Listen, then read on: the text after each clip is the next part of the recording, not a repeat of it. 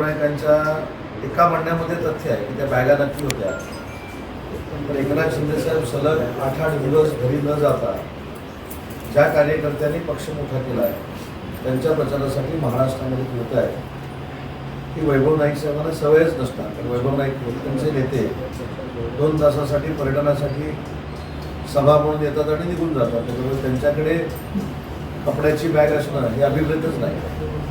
परंतु एखाद्या मोठ्या नेत्यावर आरोप केल्यानंतर आपण मोठे होतो की कदाचित वैभव नाईकांची भूमिका असावी आणि त्यांच्या त्यांना खुश ठेवायचं. एकनाथ शिंदे साहेबांवर टीका केल्यानंतर युबीडीचे पक्षप्रमुख त्यांना 100 मार्क्स देतील असा कदाचित त्यांचा गैरसमज असावा आणि त्या भूमिकेतनं कालची नैराश्यातनं वैभव नाईकांनी पत्रकार परिषद घेतली.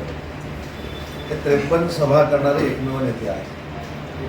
2 ते 3 रोड शो त्यांनी केलेले आहेत. त्याच्यामुळे हा प्रवास करत असताना काही ठिकाणी मुक्काम करावा लागतो, काही ठिकाणी 7-7, 8-8 सभा असल्यामुळं मुक्कामाला जात असताना आपल्याला देखील माहिती कपडे न्यावेच लागतात. कपडे काय आपण टांगून नेऊ शकत नाही. पण वैभव नाईकांनी काल जो एक शोध लावला आहे की त्या बॅगेमध्ये पैसे होते, शिंदेसाहेब पैसे घेऊन आले, पण वैभव नाईक हे विसरले की ज्यावेळी नैसर्गिक आपत्ती सिंधुदुर्गावर आली होती ते वैभव नाईकांच्या मतदारसंघामध्ये देखील एकनाथ शिंदेसाहेबांनी अनेक घरांना छत निर्माण करून दिलं आणि ते घरांवरचं छत नव्हतं. तर वैभव नाईक यांची पॉलिटिकल जी काही व्यक्तिमत्व आहे ते तसंच राहावं हा केलेला एकनाथ शिंदेसाहेबांनी प्रयत्न होता.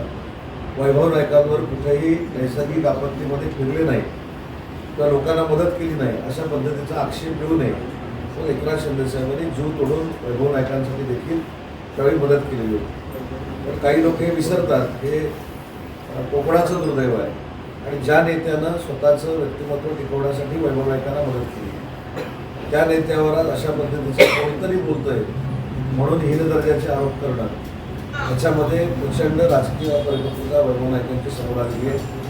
जो नेता 8-8 दिवस फिरतो, प्रचारामध्ये व्यस्त असतो, त्याच्याच कपड्याच्या बॅगा त्याच्याबरोबर असू शकतात. जे नेते घरातनं बाहेरच पडत नाही त्यांना बॅग घेऊन जाण्याची परिस्थिती निर्माणच होत नाही. आणि दुसरी एक महत्त्वाची गोष्ट आहे, त्याच्यामुळं त्यांना कुठेही पैशाची आवश्यकता नाही, पैसे वाटण्याची आवश्यकता नाही. कार्यकर्ते हेच त्यांचे पैसे आहेत, कार्यकर्ते हीच त्यांची ताकद आहे.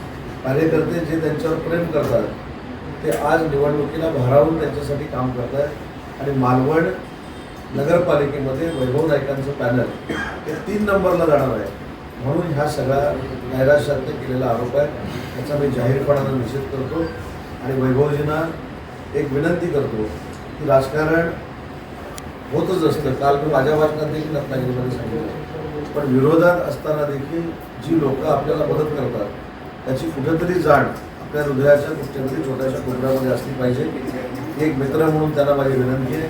राजकारण होतच राहतं आणि वैभव नाईक आमच्यासोबत आले नाहीत याचा कधीही राग एकनाथ शिंदेसाहेबांनी मनात न ठेवता त्यांना पाहिजे त्या पद्धतीची मदत विकासाच्या कामातनं केलेली आहे. त्याच्यामुळे वैभव नाईकांनी थोडं मागचा विचार करून बोललं असतं बरं झालं असतं, पण त्या विचारांचा पण नाईलाज आहे. त्यांच्या युबीडीच्या पक्षप्रमुखांना खुश करण्यासाठी मी एकनाथ शिंदेसाहेबांच्या संपर्कात नाही हे दाखवण्यासाठी एकनाथ शिंदेसाहेबांवर टीका करणं क्रमप्राप्त आहे. पण आपण कोणावर टीका करतोय याचं थोडं भान असलं पाहिजे. ज्यांना आपल्याला मदत केली, जो आपल्या वाईट प्रसंगाच्या वेळी उभा राहिला आहे त्याच्याबद्दल नक्कीच आपल्या कुठेतरी मनामध्ये आदर असला पाहिजे हे मला या पत्रकार परिषदेतनं सांगायचं आहे. आणि वैभव नाईकांनी जे आरोप केलेले आहेत ते भादांत खोटे आहेत. आमचा नेता म्हणजेच आमचे एकनाथ शिंदेसाहेब हे महाराष्ट्रामध्ये फिरतात त्यावेळी अनेक ठिकाणी महाविकास आघाडीच्या लोकांना पराभवाला सामोरं जावं लागतं. यासाठी कदाचित युबीटीच्या नेत्यांनी आदेश दिल्यामुळं वैभव नाईकांनी असं वक्तव्य केलं असेल, पण वैभव नाईकांना हे बोलण्याचा अधिकार नाही. वैभव नाईकांनी पराभव स्वीकारल्यानंतर जे काय मालवणमध्ये संपर्क ठेवायचा होता तो न ठेवल्यामुळे ते पराभवाला सामोरं जाणार आहे आणि त्याचं खापर कोणावर तरी फोडलं पाहिजे म्हणून ज्या शिंदेसाहेबांच्या कपड्याच्या बॅगा होत्या त्या पैशाच्या बॅगा होत्या हे सांगून TRP मिळवण्याचा आणि ब्रेकिंग देण्याचा हा केवळ मोठा प्रयत्न आहे.